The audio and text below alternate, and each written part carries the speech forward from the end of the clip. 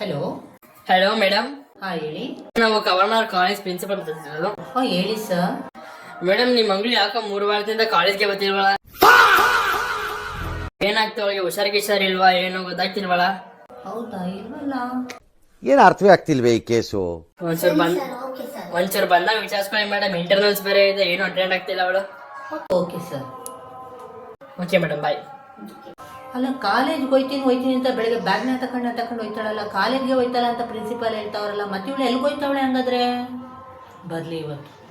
ಕ್ಷಣಕ್ಕೆ ಭಾರತವೇ ಸಾಕ್ಷಿಯಾಗಿದೆ. ಅದೇನ್ ಕಾಲೇಜ್ ಅಂತ ಸೇರ್ಸಿದ್ರಮ್ಮ? 10 to 5 ಕಾಲೇಜ್ ಜಾಯಿನ್ ಮಾಡಿಸ್ಬಿಟ್ಟು ಬರೀ ಡೌಗಳು ಚಿಟ್ಟಿ ಇದೆ ತಲೆ. ಏನ್ ಪಾಠ ಮಾಡ್ತಾರೋ ಚೂರು ತಲೆಗೆ ಹೋಗಲ್ಲ.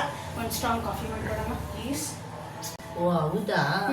ಈಗ ಜಸ್ಟ್ ನಿಮ್ ಪ್ರಿನ್ಸಿಪಾಲ್ ಫೋನ್ ಮಾಡಿದ್ರು. It was at this moment that he knew. He fucked up. ನೀನ್ 3 ವಾರದಿಂದ ಕಾಲೇಜ್ಗೆ ಹೋಗಿಲ್ವಂತಲ್ಲ?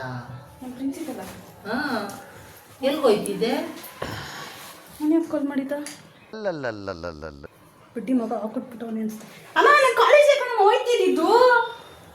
ಈ ಕಾಲೇಜ್ಗೆ ಹೋಗಿದ್ದಿದ್ರೆ ಅವ್ರು ಯಾಕೆ ಫೋನ್ ಮಾಡ್ತಾ ಇದ್ರು ಕಣ? ಈಗ ಜಸ್ಟ್ ಫೋನ್ ಮಾಡಿದ್ ನೋಡು, ಇಲ್ಲೇ ಐತೆ ನೋಡು, ನಿಮ್ಮ ಪ್ರಿನ್ಸಿಪಾಲ್ ನಂಬರ್ ನೋಡು.